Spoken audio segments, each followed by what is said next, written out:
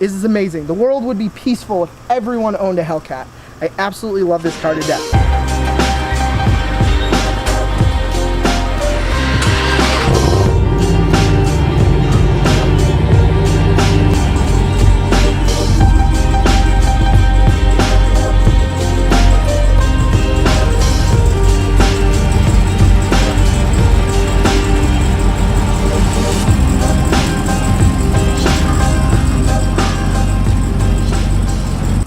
I want to talk about this 2017 Dodge Challenger SRT Hellcat. This is my personal car. I'm a big fan of the Hellcat series. I fell in love with it when I first read about them. I thought Dodge making a 707 horsepower factory car just sounded amazing. I would also like to say that this is one of the few cars, and I've had a lot of cars, that the hype in my brain for what I thought it was going to be like to own was fully met. I love this car. I'll never not own a Hellcat. Every review you find on YouTube that talks about reviewing a Hellcat and how it's a terrible daily driver, it's terrible on gas, it's not a good car, it's like a boat, they're wrong. So I want to talk about what it's like to actually own one. I think a lot of these review videos just have some dude on a back road telling you that the cooled seats are amazing and the brakes feel great, but it's not what it's like to actually own it. They didn't give me this car for 2 weeks. I've had this car for almost a year. And I'd like to focus on some of the smaller bits that people may or may not know about. So, looking at the front of the car, many people know there's an air intake right here. Please don't mind my DC Monster Bro energy drink stickers. You gotta really stick out in the crowd. So, this intake actually does feed into the stock airbox. This car's modified, but we'll get into that when we open the hood. So, it does give a little cool air, obviously RAM charged as you're driving forward. Interesting fact, I can't confirm, but I was told that this actually doesn't do anything. Dodge itself says that if they close it off, it's the same amount of horsepower because 90% of the air actually comes from the bottom dam.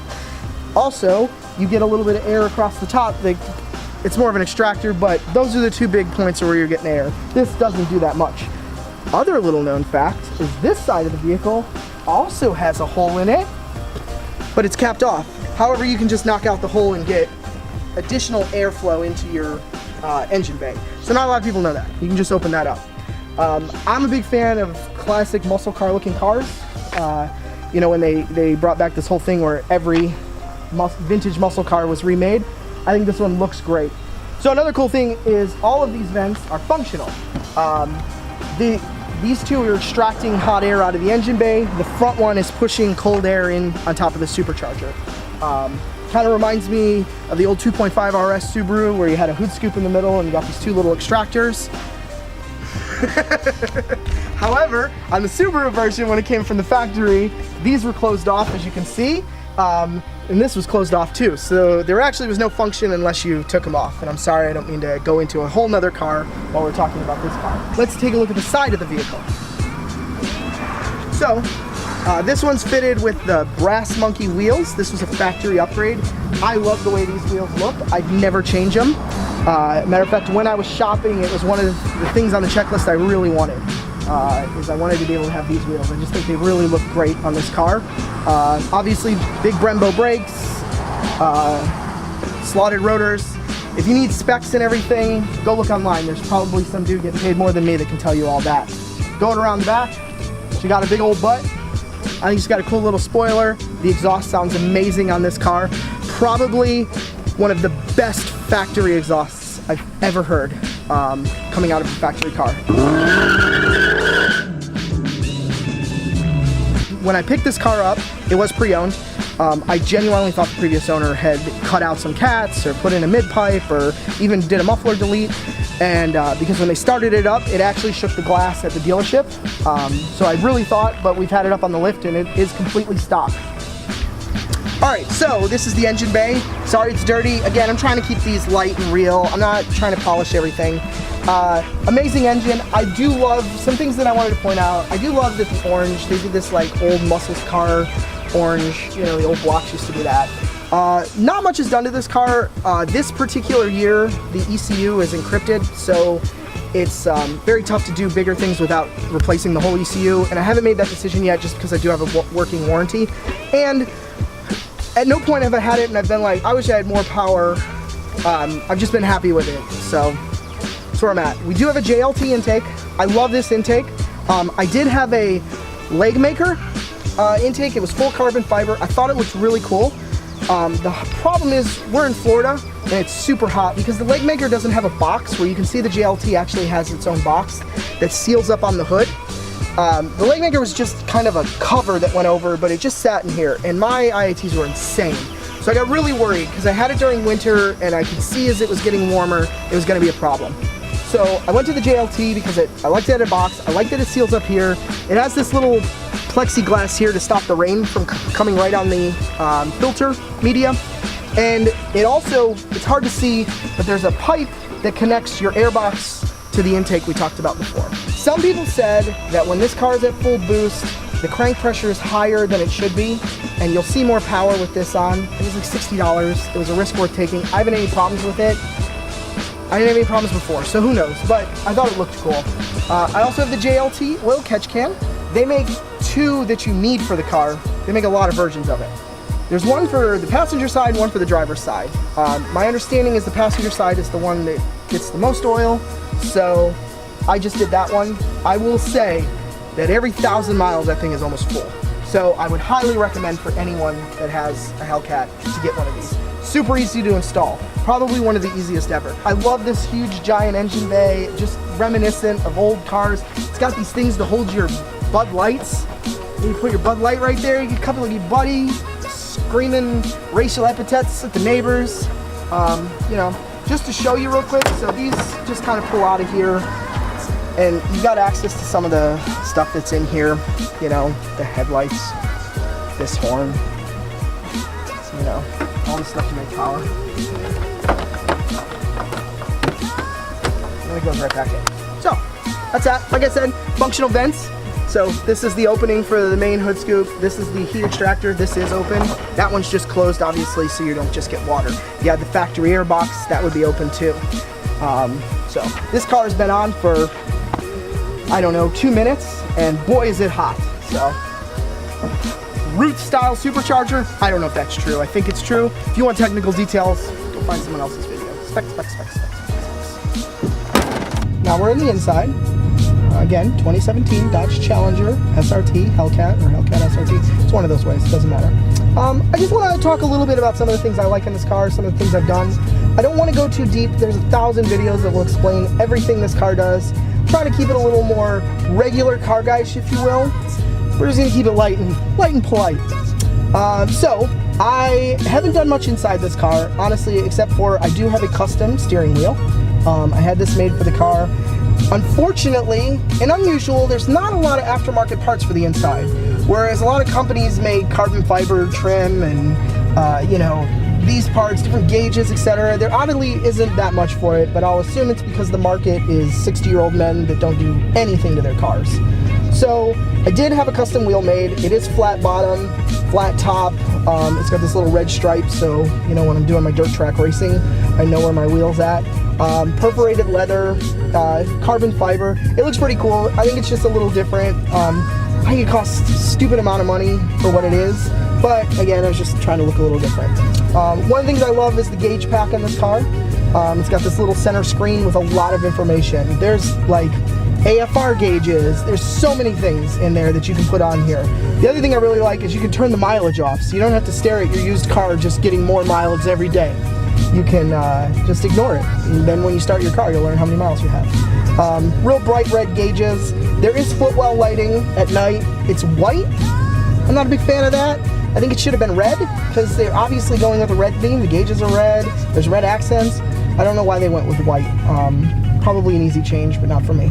I do want to go on 100% record and say I've had BMWs, I've had Mercedes, I've had Porsches, I've had Audi, I've had Subarus, the list goes on, Ford, etc. This is hands down the best infotainment system that I've ever had in any car. It's responsive, it's quick, it's intuitive, it works great. Obviously it has Apple CarPlay and Android Auto. That's an amazing feature, but I also find where I've got another car that has Apple CarPlay, sometimes it hangs up, sometimes it doesn't work right. This is phenomenal. Everything about it is amazing. Again, I can't say enough that this sounds, that the way it works is just impeccably great. One of the best things that I think Dodge did. Great sound system in here, Harman Kardon, I believe. Sounds awesome. Has a big subwoofer in the back, shakes all the mirrors. I have to actually turn that down and it still vibrates.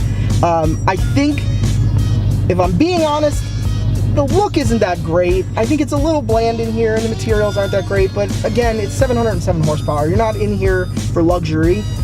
You're in here to just get down, you know? This guy's here to The center console's pretty cool, wraps around. It's got this real cool T-bar shifter like an old muscle car. Yes, it's automatic. If you're gonna give me crap, go F yourself. Do some research and you'll find out that this automatic transmission is faster, says every guy with an automatic ever, but it also holds more power than the manual. I believe in what I was told is the manual, they don't have a manual design for these cars, that's why the Demon doesn't have one. So they just use one out of a truck and it burns clutches and they blow out. So again, I went with an auto. I also had a 700 horsepower Mustang GT that was a 6-speed that when you came off the clutch, sometimes you would just go, sometimes you would spin out. So it was a risky thing. I like the auto. So there's an SRT button. When you press this, it shows you how much power you've got, what modes the transmission, the paddle shifters, the traction, and the suspension's in. You can go in and change all these by, you know, now we're 500 horsepower. Why? I don't know.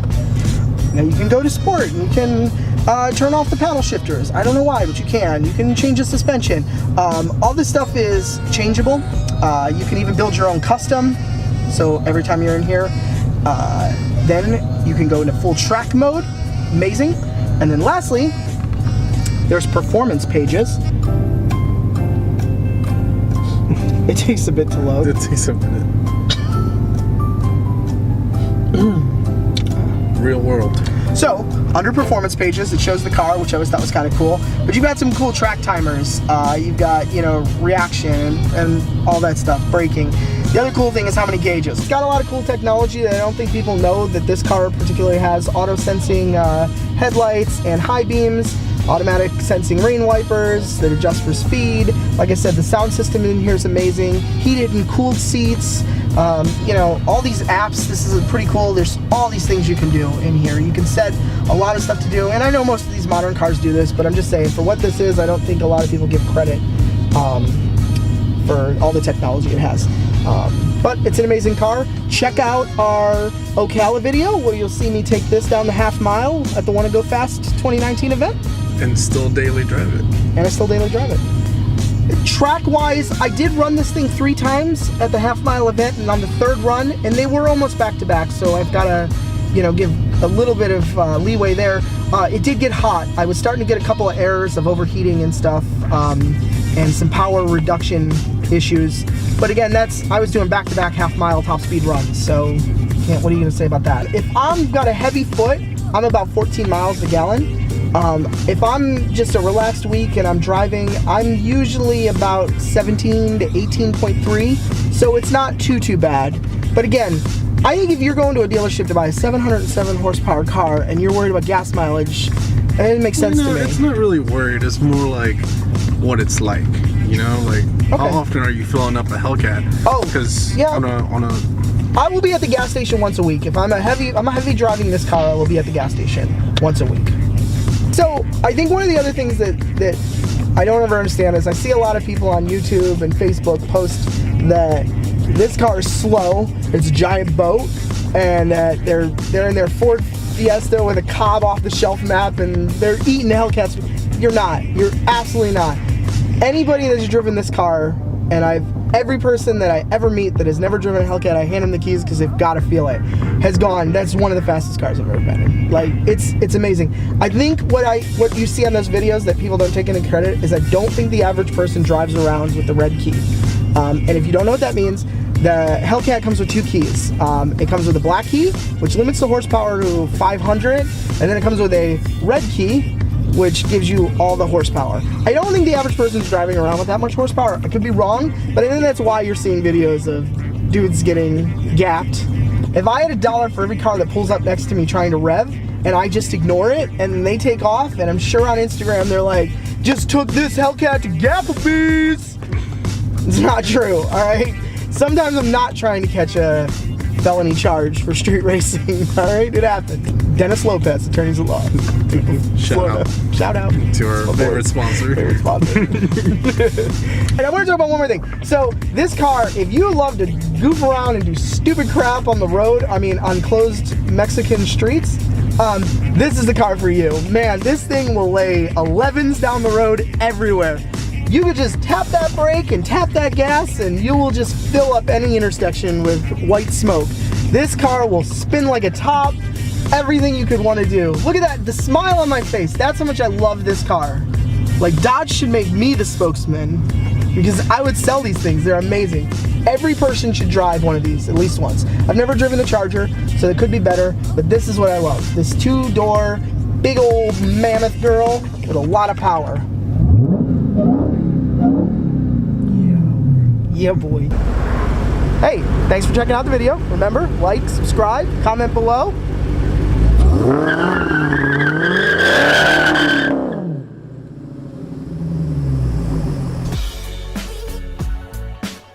So, as you can see, the trunk space is really good. You can fit 4.8 dead hookers. And then I'd have a graphic, it would be like, bink, bink, bink, bink, bink. And they'd be dead hooker graphics. That's what I do.